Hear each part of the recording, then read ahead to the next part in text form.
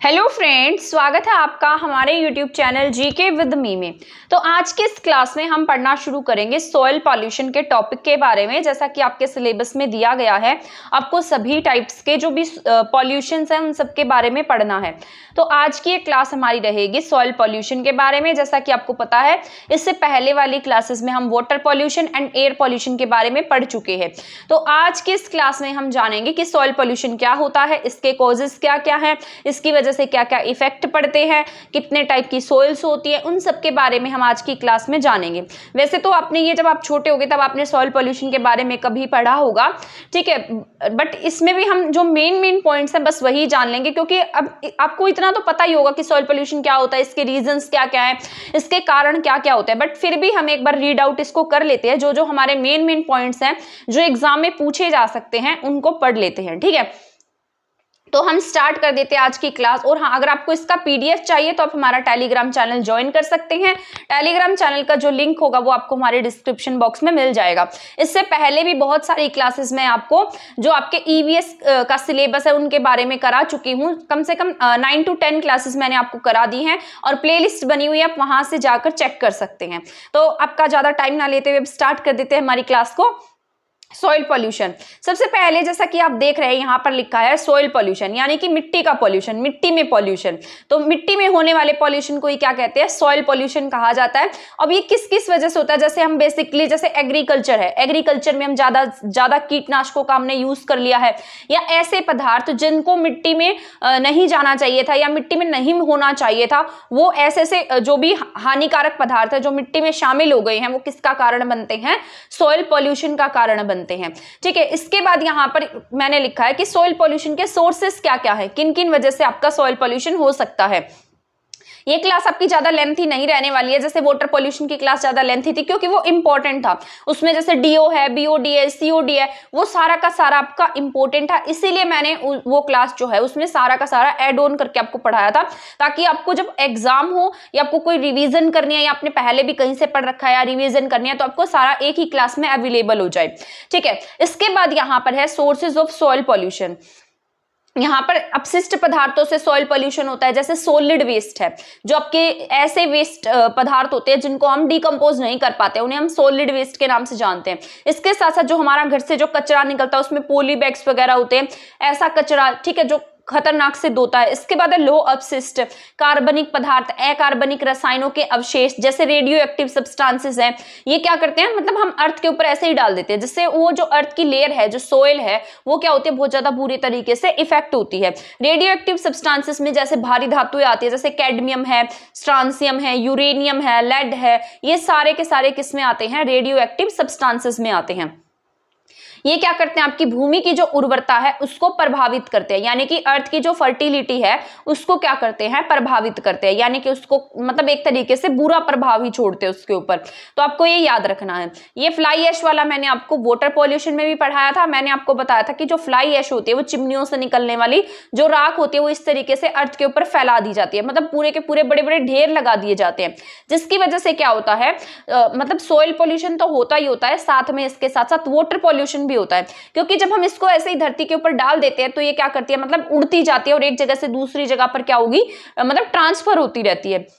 और ऐसे ही जब बारिश आएगी तो बारिश में क्या होगा, ये बारिश के साथ में मिलकर पानी के साथ में बहती रहती है और वो नदियों तक पहुंच जाती है, नालों तक पहुंच जाती है, और वो क्या कारण बनता है उसका, वाटर पॉल्यूशन भी बनता है। साथ साथ इसके साथ साथ ये सॉइल को भी बुरी तरीके से प्रभावित करती है, क्योंकि जो फ्लाई ऐश होती है इसमें कार्बनिक पदार्थ होते हैं और ऐसे से हानिकारक पदार्थ होते हैं जो हमारी हेल्थ को बुरे तरीके से प्रभावित कर सकते हैं। बहुत से जैविक अपघटन, जैसे बायोलॉजिकल डिग्रेडेशन जिनका नहीं हो पाता है, जैसे प्लास्टिक है, प्लास्टिक का बायोडिग्रेडेशन नहीं हो पाता, तो ऐसे पदार्थ भी क्या करते हैं, हमारी सोइल को प्रभावित करते हैं। इसके बाद है रासायनिक कृषि रसायन, जैसे व्यावसायिक कृषि में पेट्रो रसायन, सबसे ज्यादा ना जो कृषि रसायन है वही हमारी मिट्टी को बुरी तरीके से प्रभावित करते हैं, क्योंकि ज्यादातर किसका यूज किया जाता है, फर्टिलाइजर्स का, खरपतवारनाशी का, कीटनाशी का। आजकल क्या हो रहा है कि इनका यूज जो है ना वो बहुत ज्यादा बढ़ता जा रहा है, जिस वजह से क्या हो रहा है, जो सोइल पोल्यूशन है वो भी धीरे धीरे बढ़ता जा रहा है। ठीक है, क्योंकि अगर मान लीजिए हम खरपतवार नाशों का, कीटनाशकों का ज्यादा यूज करेंगे, खाने वो हमारे किस में जाएगा, खाने में जाएगा, तो वो मिट्टी से होता हुआ इस तरीके से फसलों से फिर हमारे खाने में जाता है, जिस वजह से हमारी हेल्थ भी बुरी तरीके से प्रभावित होती है। तो कृषि रसायन क्या है, व्यावसायिक कृषि में पेट्रो रसायन जैसे खरपतवार नाशी कीटनाशकों का उपयोग क्या है, बढ़ता जा रहा है। केमिकल फर्टिलाइजर्स का यूज बढ़ता जा रहा है, जिससे सॉइल पॉल्यूशन का खतरा भी आपके बढ़ता जा रहा है। यहाँ पर केमिकल फर्टिलाइजर्स में क्या क्या आता है, जैसे नाइट्रोजन है, फास्फेट है, कार्बनिक रासायनिक भूमि है, मतलब कार्बनिक पदार्थ है, रासायनिक भूमि के पर्यावरण और भूमिगत जल संसाधनों को प्रदूषित करते हैं। ये सभी के सभी कारक क्या करेंगे, जैसे हमारी जो अर्थ है उसको प्रभावित करते हैं, हमारे पर्यावरण को प्रभावित करते हैं, अंडरग्राउंड जो वाटर है उनको प्रभावित करते हैं। ठीक है, और इसकी वजह से जो अर्थ है, इन सब फर्टिलाइजर्स के यूज से, जैसे हमारी अर्थ होती है, अर्थ में जितने भी सूक्ष्म जीव होते हैं वो क्या हो जाते हैं, नष्ट हो जाते हैं, जिससे मिट्टी की गुणवत्ता में क्या होती है, कमी आ जाती है। तो आपको ये बात याद रखनी है। विषैले रसायन, जैसे इससे क्रीपिंग डेथ कहा जाता है, रेंगती मृत्यु कहा जाता है। ठीक है, अब यहाँ पर एक पॉइंट और भी आता है, जो किसान का जो फ्रेंड होता है वो कौन होता है, केचुआ होता है। तो ये बात भी आपको याद रखनी है, ये हमारे टीजीटी के एग्जाम में भी पूछा गया था ये क्वेश्चन। तो ये तो मोस्ट ऑफ सभी एग्जाम में पूछा जाता है, आप कितने भी प्रीवियस ईयर उठा के देखेंगे उसमें पूछा जाएगा कि किसान का फ्रेंड कौन है, तो केचुआ किसान का फ्रेंड होता है। तो आपको ये बात याद रखनी है। विषैले रसायनों को हम क्रीपिंग डेथ कहते हैं, या फिर क्रीपिंग डेथ या रेंगती मृत्यु कहा जाता है। तो ये बात भी आपको याद रख लेनी है, क्योंकि कई बार ना बहुत आसान से क्वेश्चन पूछ लिए जाते हैं और हम उनको ना ध्यान नहीं देते हैं, मतलब इजी समझकर उसको छोड़ देते हैं, पढ़ते नहीं है। इस वजह से हमारे जो आते हुए क्वेश्चंस हैं वो क्या हो जाते हैं, एग्जाम में गलत हो जाते हैं। हमें ना एग्जाम में ऐसा लगता रहता है कि ये क्वेश्चन मैंने कहीं तो देखा था, बट हम क्या करते हैं, वहां पर उस क्वेश्चन को आते हुए को भी हम क्या करते हैं, गलत कराते हैं। फिर जब हम घर पे आते हैं तो हमें ऐसा रियलाइज होता है, अरे ये तो मैंने पढ़ रखा था, ये तो यहाँ पर गलत हो गया, है ना। तो ऐसा ही होता है, सबके साथ होता है, मेरे साथ भी होता है। तो इससे पहले कि हम यहाँ पर ही ऐसे ऐसे सभी क्वेश्चन सॉल्व कर ले, जो इजी भी हो, टफ भी हो, फैक्चुअल भी हो, कंसेप्ट वाले भी हो, तो हमें सभी पढ़ लेने चाहिए। इसके बाद नेक्स्ट पॉइंट है, पर्वतीय जिलों में मिट्टी की जो टॉप सॉइल होती है उसका नुकसान होता है। जैसे पर्वतीय जिलों में जो टॉप सोइल है उसका नुकसान होता जा रहा है, वो किस वजह से हो रहा है, जैसे क्योंकि पर्वतों पर बहुत ज्यादा बारिश आती है, ठीक है, या फिर उन बारिश की वजह से क्या होता है, जो मिट्टी की जो ऊपर वाली सोइल है वो क्या होती है, हटती जाती है, और बाद में जो बेकार से सोइल है वो वहां पर बच जाती है। इसके साथ साथ हम क्या कर रहे हैं, यूरिया का ज्यादा यूज कर रहे हैं, जिसकी वजह से हमारी जो सोइल है वो बुरी तरीके से प्रभावित हो रही है। ठीक है, इसके बाद नेक्स्ट पॉइंट है हमारा डिफोरेस्टेशन ऑफ सोइल इरोजन, यानी कि हम क्या करते जा रहे हैं, जंगलों को काटते जा रहे हैं, पेड़ों को काटते जा रहे हैं। जो पेड़ होते हैं वो मिट्टी की जड़ को क्या करते हैं, मिट्टी को पकड़ के रखते हैं। जो पेड़ की जड़ होती है वो मिट्टी को एक जगह पर बांधे रखती हैं। लेकिन जब हम पेड़ों की कटाई करते जाएंगे तो उस वजह से क्या होगा, उस एरिया में सोइल इरोजन का खतरा बढ़ जाएगा। तो मिट्टी का जो कटाव है वो क्या करता है, उससे सोइल इरोजन होता है। किसी भी कारण से मिट्टी का कटाव हो तो वो क्या है, सोइल इरोजन है। यानी कि जो मिट्टी का कटाव है वो क्या कहलाता है, सोइल इरोजन कहलाता है। इसे हम मृदा अपरदन भी कहते हैं। जो मिट्टी है बीच बीच में से कट जाती है तो क्या होती है, सोइल इरोजन होती है। जैसे पिघलती बर्फ है, ग्लेशियर वगैरह पिघल रहे हैं, बाढ़ आ गई है, तीव्र हवाएं चल रही हैं, तो ये भी किसके कारण बनते हैं, मृदा अपरदन के कारण बनते हैं। अब यहाँ पर मृदा अपरदन किस किस वजह से होता है, जल क्षरण, यानी कि जो जल है वो बहुत ज्यादा मात्रा में प्रवाहित हो रहा है, जैसे बारिश आ गई है या नदी के किनारे हैं तो वहां पर क्या होगा, जल क्षरण की वजह से मिट्टी का अपरदन देखने को मिलेगा। साथ साथ हवा का कटाव हो सकता है, गुरुत्वाकर्षण क्षरण हो सकता है। गुरुत्वाकर्षण क्षरण में क्या आएगा, जैसे बहुत हाइट से चट्टाने होती हैं, चट्टाने क्या करती है, बहुत हाइट से नीचे की तरफ, ढलान की तरफ से ऐसे नीचे गिरती जाती हैं, तो वो किस वजह से होता है, गुरुत्वाकर्षण की क्रिया से होता है। ठीक है, तो गुरुत्वाकर्षण क्षरण कहते हैं जब चट्टाने बहुत बड़ी हाइट से नीचे की तरफ गिरती है, ढलान के ऊपर से गिर रही हैं, तो वो सभी क्या है, गुरुत्वाकर्षण क्षरण होता है, यानी कि ग्रेविटेशनल फोर्स की वजह से मृदा अपरदन हो रहा है। ठीक है, तो आपको ये सारे के सारे पॉइंट याद रखने हैं। इसके बाद ग्लेशियर्स वगैरह पिघल रहे हैं, ये मोस्ट इंपॉर्टेंट है आपका, ये आपसे एग्जाम में भी पूछा जा सकता है, ये प्रीवियस ईयर में भी पूछा गया था। मैंने प्रीवियस ईयर क्वेश्चन देखे थे तो वहां पर भी ये एंथ्रोपिक क्षरण के बारे में पूछा गया था कि ये क्या होता है।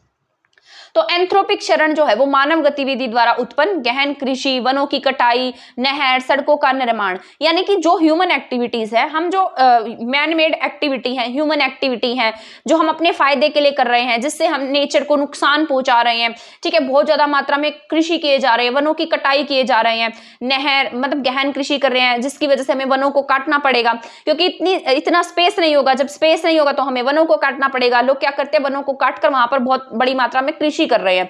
तो हमारे यहाँ पर वन भी होने जरूरी है, साथ साथ हमारे यहाँ पर एग्रीकल्चर होना भी जरूरी है। तो वनों की कटाई, नहर और सड़कों का निर्माण कर रहे हैं हम, डैम्स बना रहे हैं, तो हम कई बार क्या करते हैं, वनों की कटाई कर देते हैं, या ये सारी किस में आती है, हमारी ह्यूमन एक्टिविटीज में आती है। तो ह्यूमन एक्टिविटी को हम क्या कहते हैं, एंथ्रोपिक क्षरण कहते हैं, जिसकी वजह से सोइल इरोजन हो रहा है। तो ये क्या थे, सोइल इरोजन के इफेक्ट कारण थे कुछ, मतलब सोइल इरोजन किस किस वजह से होता है। अब भूमि की उपजाऊ शक्ति का खत्म हो जाना, यानी कि जैसे मृदा अपरदन होगा तो क्या होगी, उससे भूमि की जो उपजाऊ शक्ति है वो खत्म हो जाएगी, वहां का जो इकोसिस्टम है वो बहुत ज्यादा प्रभावित होगा, वहां पर रहने वाले प्लांट्स प्रभावित होंगे, वहां पर रहने वाले एनिमल्स प्रभावित होते हैं। अब यहाँ पर नदियों के प्रदूषण में वृद्धि हो जाती है, बाढ़ का खतरा बढ़ जाता है। तो ये सारी बातें सोइल पोल्यूशन से रिलेटेड थी। अब यहाँ पर शहरीकरण के कारण भी क्या हो रहा है, सोइल पोल्यूशन हो रहा है। अब इसके सोर्सेस क्या क्या है, जैसे अब ये किस किस वजह से फैल रहा है, यहां पर मैंने बस इसको पॉइंट्स में लिख दिया है। ये इंडस्ट्रियल वेस्ट की वजह से फैल रहा है, यानी कि औद्योगिक जो भी कचरा निकलता है उनकी वजह से हो रहा है। पेस्टिसाइड्स का हम ज्यादा यूज कर रहे हैं, फर्टिलाइजर्स और मैन्योर्स का हमारे अर्थ में हम ज्यादा यूज कर रहे हैं। डिस्कार्डेड मटेरियल, ऐसे मटेरियल जो हम डिकम्पोज नहीं कर पाते हैं। रेडियो एक्टिव सब्सटेंसेस में बहुत भारी मात्रा में गैसेस, जो भारी मेटल्स पाई जाती हैं, ठीक है, तो वो सब क्या होती है, रेडियो एक्टिव सब्सटेंसेस में आती है। और क्या क्या हो रहा है, जैसे रिड्यूस सोइल की फर्टिलिटी है वो लॉस हो रही है।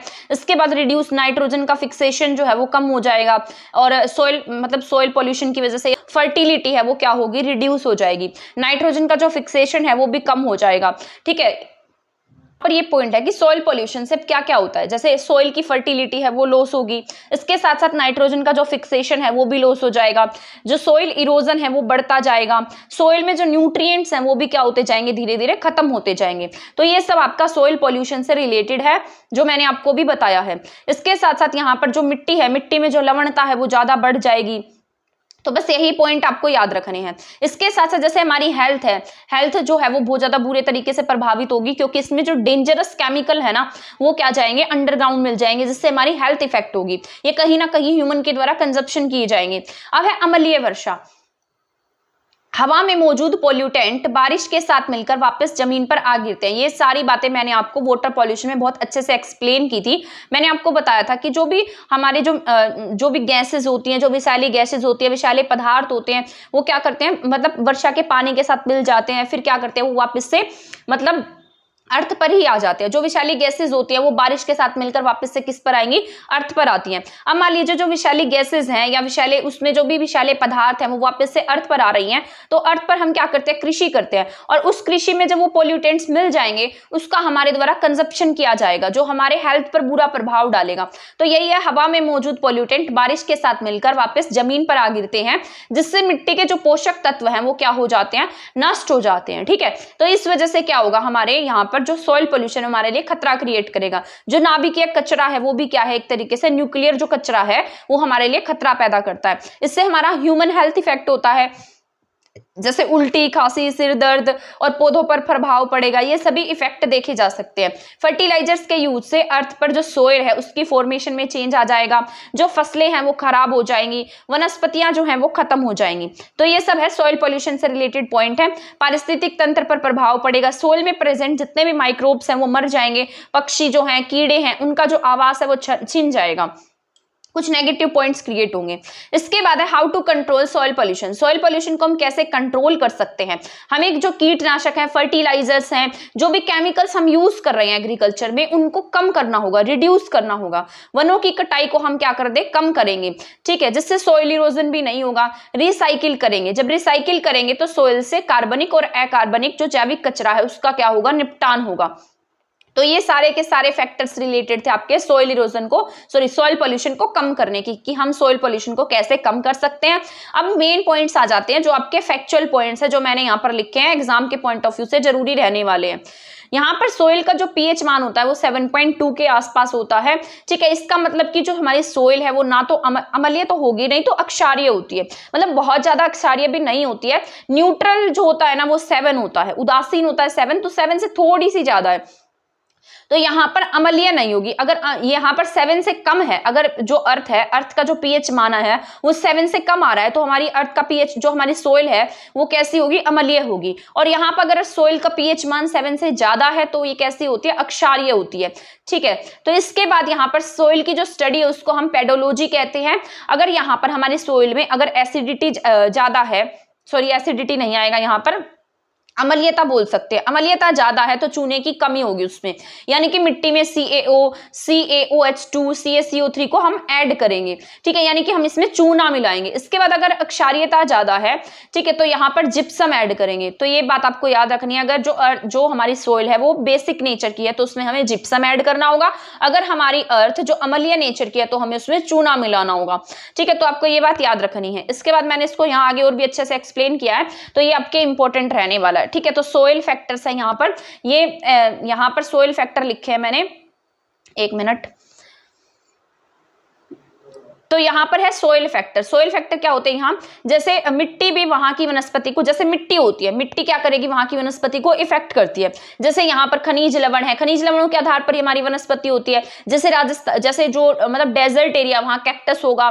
जैसे जो हिली एरियाज है वहां पर अलग तरीके की खेती की जाएगी, प्लेन एरिया में अलग तरीके की खेती की जाती है, हमारे हरियाणा में अलग तरीके की खेती होती है। तो वहां की जो मिट्टी है ना, वो क्या करती है, वहां की वनस्पति को प्रभावित करती है, क्योंकि वहां की जो मिट्टी है उसमें अलग अलग गुण पाए जाते हैं। कहीं पर किसी तरीके की मिट्टी पाई जाती है, कहीं पर किसी तरीके की मिट्टी पाई जाती है। जैसे हमारे हरियाणा में जलोढ़ मिट्टी है, तो हमारे यहाँ पर सभी तरीके की फसलें अच्छी मात्रा में उगती हैं। वैसे ही मतलब जैसे अब माउंटेन वाला एरिया, तो वहां पर चट्टानी मिट्टी है। तो इसी तरीके से यहाँ पर खनिज लवणों के आधार पर वनस्पति होनी चाहिए। जैसे लेटेराइट मिट्टी है, लेटेराइट मिट्टी बागवानी के लिए और रबड़ की फसलों के लिए उपयोगी मानी गई है। काली मिट्टी कपास के लिए उपयोगी मानी गई है, जो आपके गुजरात वगैरह के एरिया में ज्यादा देखी जाती है। जैसे दोमट मिट्टी गन्ना और चावल के लिए, लाल मिट्टी मोटे अनाजों के लिए फेमस होती है, ठीक है। तो ये आपको याद रखना है। जैसे आपका यहाँ पर मोटे अनाजों में हम बाजरा वगैरह ले सकते हैं, जवार वगैरह ले सकते हैं, तो लाल मिट्टी उनके लिए उपयोगी होती है। तो ये बात आपको याद रख लेनी है। इसके बाद यहाँ पर जो मैंने लिखा है, जो सोइल होता है वो कौन सी भाषा का शब्द, आपके लेटिन भाषा का वर्ड होता है। ये किससे निकला है, सोलोमन से निकला है, जिसका मतलब होता है फ्लोर, पृथ्वी की ऊपरी सतह। तो यहाँ पर आपसे पूछा जाए कि जो सोइल है वो कौन सी भाषा का शब्द है, तो आप क्या टिक करेंगे, लेटिन भाषा का शब्द है ये सोलोमन, यानी कि अर्थ की ऊपरी सोइल को दिखाता है। स्टडी ऑफ सोइल जो है वो पेडोलॉजी होती है, और जो मिट्टी के बनने की प्रक्रिया है उसे हम क्या बोलते हैं, पेडोजेनेसिस बोलते हैं। अर्थ पर 1 सेंटीमीटर लेयर ही किसकी होती है, सोइल की होती है। तो ये बात आपको याद रख लेनी है। जेनेसिस वर्ड जहां भी आ जाता है तो बनने की प्रक्रिया को दिखाता है। अब सोइल में खनिज लवण कैसे होते हैं, मदर रॉक होती है, सबसे ज्यादा मदर रॉक पाई जाती है, इन्हीं में सबसे ज्यादा खनिज लवण होते हैं, 40 to 50%। इसके बाद जो सोइल होती है ना, उसमें वाटर भी पाया जाता है, ह्यूमस भी पाई जाती है, और एयर भी प्रेजेंट होती है। तो यहाँ पर जो जल और वायु की मात्रा है वो दोनों बराबर होती है, 25% होगी। जल की मात्रा भी 25% है, इसके साथ वायु की मात्रा भी 25% है। ह्यूमस और माइक्रोब्स वगैरह 5 to 10% होते हैं। तो ये बात याद रख लेनी है। ये पीएच स्केल मैंने अभी आपको बताया ही है कि कम है तो अम्लीय होगा, 7 से ज्यादा है तो आपका अक्षारीय होने वाला है। अब यहाँ पर मैंने इसको अच्छे से लिखा है, जो मिट्टी है, मिट्टी में जो अम्लीयता है, अम्लीयता ज्यादा होने के कारण क्या हो जाता है, मिट्टी में चूने की कमी हो जाती है, ठीक है। तो अगर अम्लीयता होगी तो क्या होगा, चूने की कमी होगी। इसको ऐसे याद रखना, क्योंकि इसमें ना कंफ्यूजन रहती है कि पता नहीं अक्षारीयता में हम क्या ऐड करेंगे, इसमें हम क्या ऐड करेंगे। तो जहां पर भी अम्लीयता कम ज्यादा हो रही है तो उसको हम क्या कर देंगे, चूना लगा देंगे। ऐसे याद रखना, अम्लीयता ज्यादा है तो उसे क्या कर रहे हैं, चूना लगा रहे हैं, ठीक है। इसमें जैसे अब इसको चूना लगाएंगे तो चूने में क्या क्या आता है, CaO आता है, calcium oxide, calcium hydroxide, calcium carbonate. तो ये सभी चीजें हम क्या करते हैं, हमारी अर्थ में ऐड कर देते हैं। तो ये सब क्या करेंगे, हम ऐड करेंगे। तो हमारे अम्लीय मिट्टी है तो हम क्या करते हैं, उसको चूना लगाते हैं और उसमें चूना ऐड करते हैं, कैल्शियम ऑक्साइड, हाइड्रोक्साइड और कार्बोनेट, कैल्शियम कार्बोनेट ऐड करेंगे। अब यहाँ पर जो सोइल है वो अक्षारीय हो गई है, ज्यादा अक्षारीय है, बेसिक नेचर ज्यादा हो गया, यानी कि उसकी जो पीएच वैल्यू है वो 7 से ज्यादा हो गई है। तो वहां पर क्या हो गया, चूने की अधिकता हो गई है। तो हम यहाँ से चूना नहीं लगाएंगे, चूना हटाना होगा हमें। तो इसलिए हमें क्या करना पड़ेगा, जिप्सम वगैरह ऐड करना पड़ेगा। तो हम इसमें CaSO4 यानी कि हम इसमें जिप्सम ऐड कर देंगे, सल्फेट युक्त पदार्थ ऐड करेंगे जिसमें सल्फेट वगैरह पाया जाएगा। तो अक्षारीयता में हम जिप्सम ऐड करते हैं, 4 शब्द का है, जिप्सम भी 4 शब्द का होता है। तो अक्षारीयता ज्यादा है तो हम उसमें क्या ऐड करते हैं, जिप्सम ऐड करते हैं। अगर अम्लीयता ज्यादा है तो उसमें हम चूना लगाते हैं। तो ये बात आपको याद रख लेनी है, ये इंपॉर्टेंट है आपके एग्जाम के पॉइंट ऑफ व्यू से। तो ये बात आपको याद रखनी है, इंपॉर्टेंट है तभी मैं आपको बता रही हूँ, और फैक्चुअल है, और ऐसे ही क्वेश्चन आपके एग्जाम में पूछे जाते हैं, और TGT में भी ऐसे क्वेश्चन पूछे गए थे।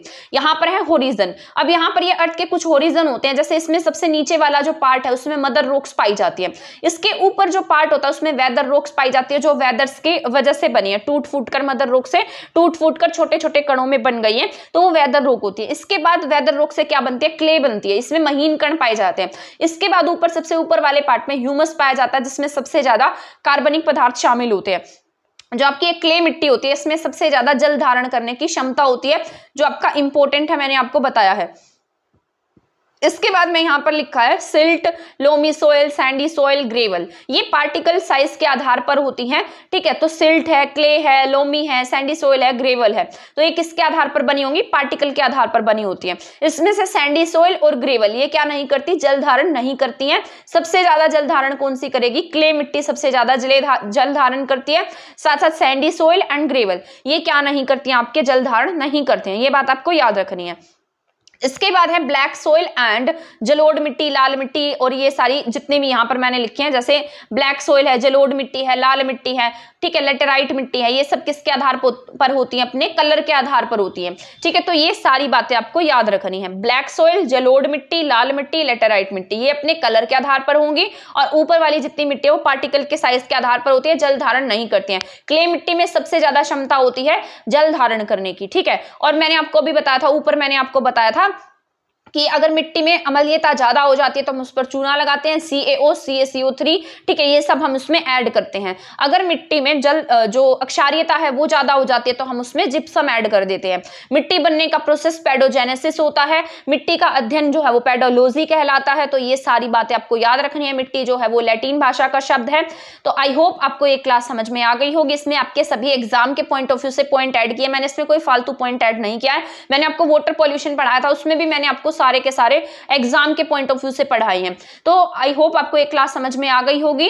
अगर आपको लगता है क्लास किसी के लिए हेल्पफुल है तो प्लीज इसको शेयर कर देना, और वीडियो को लाइक करना नहीं भूलेगा, चैनल को सब्सक्राइब करना नहीं भूलेगा। तो मिलते हैं हमारी नेक्स्ट क्लास में नेक्स्ट टॉपिक के साथ। तब तक आप हमारे चैनल के साथ बने रह सकते हैं। थैंक यू, धन्यवाद।